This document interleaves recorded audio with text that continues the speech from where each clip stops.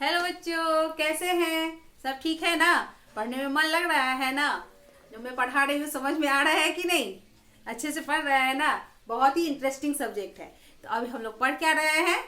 Halo alkane and hello Erin, जिसमें पिछले class से हम लोगों ने केमिकल प्रॉपर्टीज पढ़ना स्टार्ट किया है। केमिकल प्रॉपर्टीज में मैंने आप लोगों को क्या क्या पढ़ाया है? मेन हम लोग क्या पढ़ेंगे? 3 रिएक्शन पढ़ेंगे इसके अंतर्गत। Halo alkane and hello Erin में केमिकल पहले तो मैंने आप लोगों को केमिकल प्रॉपर्टीज बताया था, और जिसमें मैंने बताया था आप लोगों को जो हम लोग मेन 3 रिएक्शन पढ़ेंगे। कौन कौन सा रिएक्शन याद है? याद होगा ही, सबको याद होगा, जब पढ़ाई कर रहे हैं तो याद होगा ही। ये मेन 3 रिएक्शन थी, nucleophilic substitution reaction, elimination reaction and reaction with metal. जिसमें पिछले क्लास में समझ लिए तो हम लोग जैसे इंट्रोडक्शन दिए थे, क्या जिसका न्यूक्लियोफिलिक सब्स्टिट्यूशन रिएक्शन का दिए थे ना। अच्छे से पढ़िएगा, मन लगा के पढ़िएगा तो बड़ा मजा आएगा पढ़ने में, ठीक है।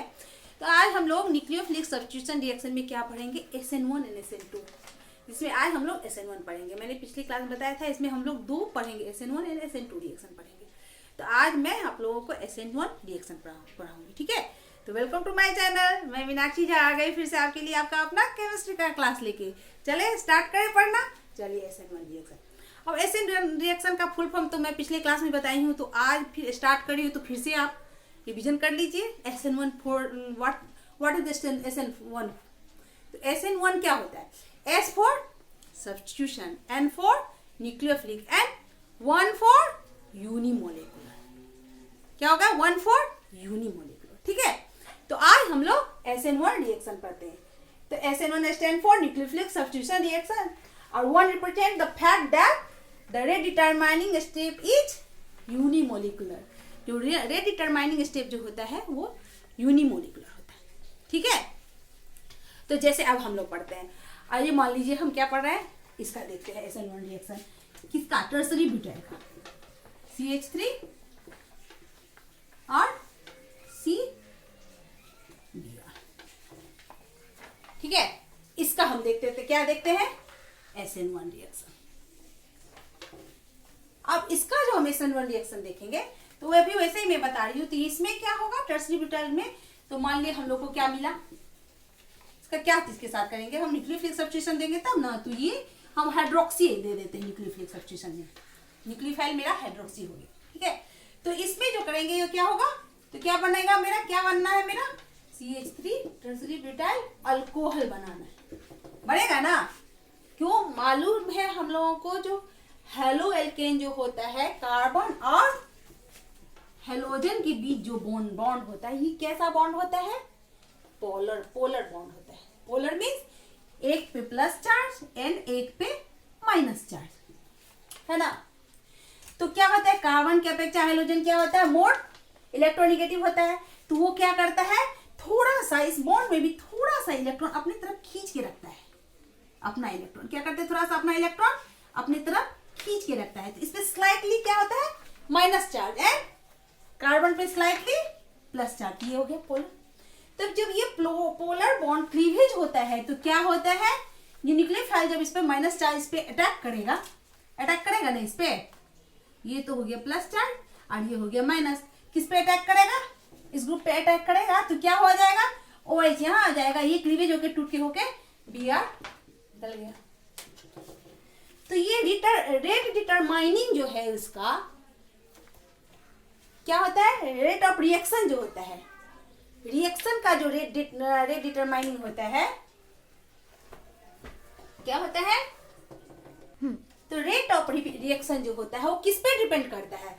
वो डिपेंड करता है ये टर्सरी ब्यूटाइल पे, टर्सरी ब्यूटाइल ब्रोमाइड पे डिपेंड करता है, ना कि हाइड्रोक्सी पे करता है। किस पे डिपेंड करता है? टर्सरी ब्यूटाइल पे, ठीक। तो इसीलिए ये सिर्फ एक पे डिपेंड करता है, ये कहलाता है यूनिमोलिकुलर। आ गई बात समझ में? क्या कहलाता है? यूनिमोलिकुलर। अब देखिए ये जो है SN1 रिएक्शन, ये मेन 2 स्टेप में होता है, एक स्टेप में होगा ही नहीं। क्या होता है ये? It occur in 2 steps.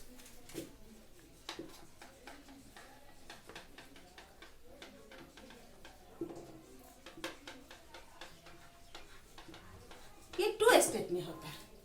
First step में क्या होता है?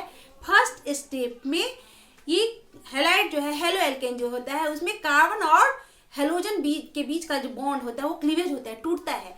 और हैलाइड जो होता है वो अपना इलेक्ट्रॉन लेके, अपना सब कुछ लेके एक अलग जगह चला जाता है और ये अलग बच जाता है। अल्काइल ग्रुप जो होता है वो रह जाता है और हैलाइड ग्रुप जो होता है वो अपना इलेक्ट्रॉन लेके चला जाता है। तो जब भी ये अपना इलेक्ट्रॉन लेके चला गया तो इस पे क्या आ जाएगा, अल्काइल ग्रुप पे, अल्काइल ग्रुप के कार्बन पे आ जाएगा कौन सा चार्ज, प्लस चार्ज। क्या आ जाएगा, प्लस चार्ज। तो फर्स्ट स्टेप में क्या होता है, फर्स्ट स्टेप में देखिए क्या हुआ, हम डायग्राम बना के दिखा देती हूँ मैं। टर्सरी ब्यूटाइल है ना ये, हाँ, इसमें ब्रोमीन लगा हुआ है। ये ब्रोमीन फर्स्ट स्टेप में क्या होगा, ये क्लीवेज होके टूट के ये अपना इलेक्ट्रॉन लेके चल दिया और ये बन गया CH3। जब ही इससे इलेक्ट्रॉन चला गया तो इस पे आ गया प्लस चार्ज और ये हो गया माइनस चार्ज। तो पहला तो फर्स्ट स्टेप का जो रिएक्शन होता है, ये रिएक्शन कराने के लिए क्या किसकी जरूरत होती है, पोलर प्रोटिक सॉल्वेंट। इसका बहुत इंपॉर्टेंस है, किसका, पोलर प्रोटिक सॉल्वेंट। अब ये पोलर प्रोटिक सॉल्वेंट होता क्या, तो पोलर सॉल्वेंट तो मालूम ही है, जिसपे स्लाइड क्या होता है, प्लस एन माइनस दोनों चार्ज होते हैं, ठीक है। तो प्रोटिक क्या हुआ, प्रोटिक जो बहुत ही आसानी से अपना प्रोटॉन रिलीज कर दे, क्या करेगा, अपना प्रोटॉन आसानी से रिलीज कर दे, वो प्रोटिक चार्ज हुआ। तो जैसे H2O लेते हैं, तो H2O में जब भी हम मांगेंगे हमको H दो, तो बड़े आसानी से अपना H प्लस आयन आपको दे देगा। तो ये इसलिए पोलर प्रोटिक सॉल्वेंट जैसे हुआ, अल्कोहल हुआ, इसके बाद वाटर हुआ, एसिटिक एसिड हुआ, ये सब पोलर प्रोटिक सॉल्वेंट है। तो इसमें फर्स्ट स्टेप में जो होता है किसकी जरूरत होती है, पोलर प्रोटिक सॉल्वेंट। अब इसका काम क्या है, ये पोलर प्रोटिक सॉल्वेंट का जो H प्लस आयन है होता है ना, इसमें एक H पे माइनस चार्ज, एक H पे प्लस चार्ज होता है। तो ये प्लस चार्ज जो होता है वो इस माइनस चार्ज को अपने तरफ खींच लेता है। क्या करता है, इसको अपने तरफ खींच लिया। जब ये अपने तरफ इसको खींच जाती है, ये टूट गया, क्लीवेज हो गया, इस पे प्लस चार्ज, इस पे माइनस चार्ज। ये स्टेप जो होता है क्या होता है, फर्स्ट स्टेप जो होता है स्लो स्टेप होता है। क्या होता है, स्लो स्टेप। एंड क्या होता है, रिवर्सिबल। जब भी एरो दोनों तरफ देखे तभी समझ गए क्या होता है, रिवर्सिबल होता है, रिवर्सिबल स्टेप होता है। तो ये क्या होता है, स्लो होता है, रिवर्सिबल होता है। पहले बोलते इसमें जो है रेट डिटरमाइनिंग स्टेप कौन सा है, ये फर्स्ट स्टेप होता है, रेट डिटरमाइनिंग स्टेप। एंड इसमें जो रेट ऑफ रिएक्शन होता है वो किस पे डिपेंड करता है, हाइड्रोक्सी पे नहीं डिपेंड करता, वो डिपेंड करता है अल्काइल हैलाइड पे। किस पे डिपेंड करता है, अल्काइल हैलाइड पे डिपेंड करता है। तो इस तरह से भी ये सबसे इंपॉर्टेंट स्टेप फर्स्ट स्टेप किया है, रेट डिटरमाइनिंग स्टेप। लेकिन सेकेंड स्टेप क्या होता है, सेकेंड स्टेप में जब ये मेरा क्या बना, जब ही कार्बन पे प्लस चार्ज आ गया तो ये क्या बना, आयन दिया। और किस पे आयन बना, कार्बन पे, तो क्या बन गया, कार्बोकेटायन। क्या बन गया, कार्बोकेटायन बन गया, कार्बोकेटायन। अब सेकेंड स्टेज में इस कार्बोकेटायन पे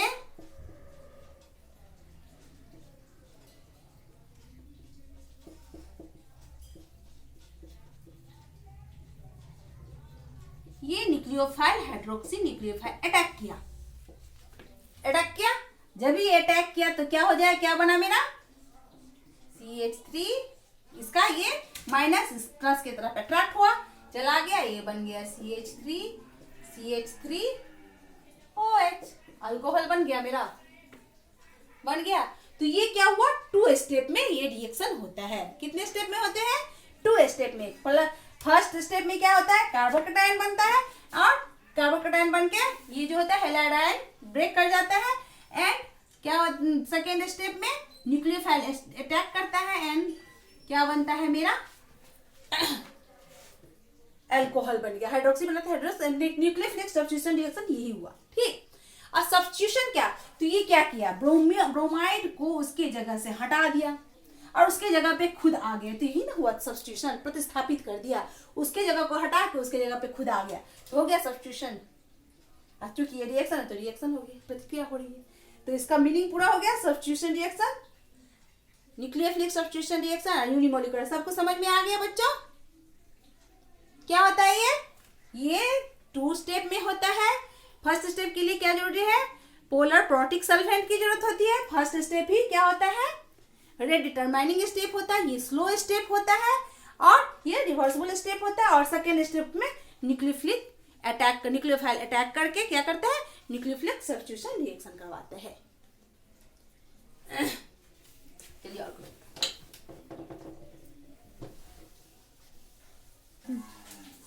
पहला रेट ऑफ रिएक्शन क्या होता है, depend upon the slowest step. तो इसमें क्या बताए थे, रेट डिटरमाइनिंग स्टेप होता है और इसमें किस पे डिपेंड करता है rate of reaction, only concentrated alkyl halide पे, न कि हाइड्रोक्सी आयन पे डिपेंड करता है। ठीक है, सो ये पहला स्टेप सबसे स्लोएस्ट होता है। स्लोएस्ट स्टेप जो होता है वो क्या होता है, रेट डिटरमाइनिंग स्टेप होता है। अब स्टेबिलिटी, जिसका अगर greater the stability of carbocation, greater will be the ease of formation from alkyl halide and the faster will be the rate of reaction. अगर स्टेबिलिटी ज्यादा होगी तो उसका रेट ऑफ रिएक्शन भी ज्यादा होगा, वो फास्टर होगा। जिसकी जितनी स्टेबिलिटी होती है, जितना स्टेबल होता है, वो उसका रेट ऑफ रिएक्शन भी वो जल्दी जल्दी फास्ट बनाता है कार्बोकेटायन। जैसे 3 डिग्री कार्बोकेटायन होता है, वो और जल्दी जल्दी फास्ट रिएक्शन करेगा जब किसकी अपेक्षा, 2 डिग्री कार्बोकेटायन की अपेक्षा। वैसे ही 1 डिग्री कार्बोकेटायन, तो वैसे ही अल्काइल हैलाइड है। तो रेट ऑफ रिएक्टिविटी, जैसे जैसे स्टेबिलिटी बढ़ेगा, रेट ऑफ रिएक्टिविटी या रेट ऑफ रिएक्शन का जो है वो बढ़ता जाएगा, फास्टर होता जाएगा। और स्टेबिलिटी कम हुई तो क्या होगा, रेट ऑफ रिएक्शन कम होगा और फास्टर नहीं, हल्का स्लोएस्ट होता चलाएगा। Faster will be the rate of reaction. तो जैसे 3 डिग्री कार्बोकेटायन जो होता है वो ज्यादा स्टेबल होता है किसके, 2 डिग्री, और 2 डिग्री ज्यादा स्टेबल होता है 1 degree. 3 degree greater than 2 degree या 2 डिग्री ग्रेटर देन 1 डिग्री। वैसे ही हैलाइड में भी होगा, तो क्या होगा कार्बोकेटायन पे, तो 3 डिग्री क्या alkyl halide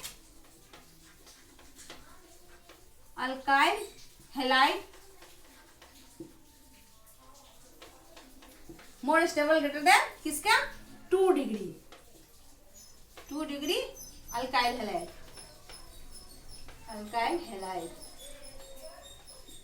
and greater than 1 degree alkyl halide and rate of reaction भी होगा, फास्टर भी सेम होगा।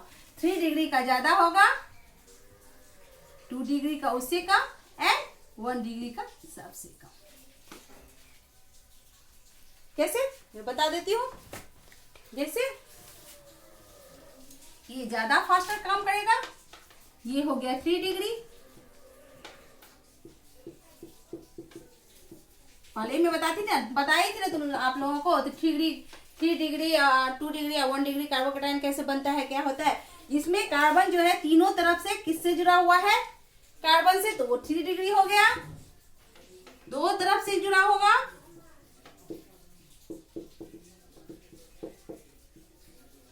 वो 1 डिग्री 2 डिग्री हो गया। ये 3 डिग्री कार्बोकेटायन, ये 2 डिग्री कार्बोकेटायन एंड ये हो जाएगा हम लोगों का 1 डिग्री कार्बोकेटायन।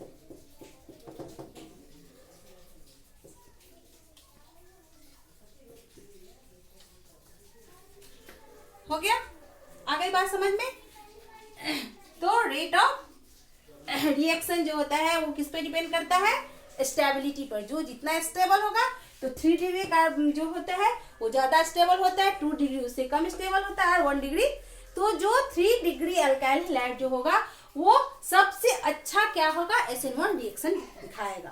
क्या करेगा, सबसे अच्छा SN1 रिएक्शन दिखाएगा। जो ज्यादा स्टेबल होगा वो ज्यादा अच्छा SN1 रिएक्शन दिखाता है। चलिए और कुछ मैं बताती हूँ। चलिए अभी अल्काइल हैलाइड, यही कारण है क्या, स्टेबिलिटी ज्यादा होगी तो क्या होगा, SN1 रिएक्शन ज्यादा दिखाएगा। तो यही कारण क्या होता है, ये allylic halide and benzylic halide जो होता है, जो सुपर स्टेबल होता है, तो ये क्या करता है, वो SN रिएक्शन बहुत ही फास्ट दिखाता है। क्या दिखाता है? बहुत ही फास्ट दिखाता है। देखिए एलाइलिक हैलाइड पहले, बेंजाइलिक हैलाइड तो मैं पहले ही बता चुकी हूँ, फिर भी थोड़ा बता देती हूँ। एलाइलिक क्या होता है? जिसमें डबल बॉन्ड वाले कार्बन के बगल वाले कार्बन पे ऊपर में क्या लगा है? हैलाइड आइटम जुड़ा होगा ना। और बेंजाइलिक जिसमें बेंजीन रिंग से जुड़ा होगा। ठीक, तो ये दोनों जो होता है वो स्टेबल होता है। कार्बोकैटायन 3 डिग्री ज्यादा बनाते हैं, तो स्टेबल होने के लिए वो रिएक्शन करता है। तो जितना ज्यादा स्टेबल होगा उतना ज्यादा क्या होगा? फर्स्ट SN1 रिएक्शन क्या? सब्स्टिट्यूशन, न्यूक्लियोफिलिक सब्स्टिट्यूशन रिएक्शन क्या? यूनिमोलिकुलर ज्यादा दिखाएगा, वो ज्यादा अच्छा से ये रिएक्शन करेगा। तो आज के लिए बस इतना ही। आई थिंक आप लोगों को अच्छे से समझ में आ गई होगी। बच्चों फिर से रिवीजन करते रहना, ये रिवीजन करते रहने वाला सब्जेक्ट है। हम लोग पढ़ते थे तो बोलता था, सब बताता था हिस्ट्री और केमिस्ट्री बेवफा, रात पढ़ो दिन सफा, दिन पढ़ो रात सफा। तो इसीलिए इसको थोड़ा थोड़ा रिवीजन करते रहिएगा, इससे क्या होगा? याद भी रहेगा और मजा भी आएगा। ठीक, और सब ठीक, टेक केयर, बाय।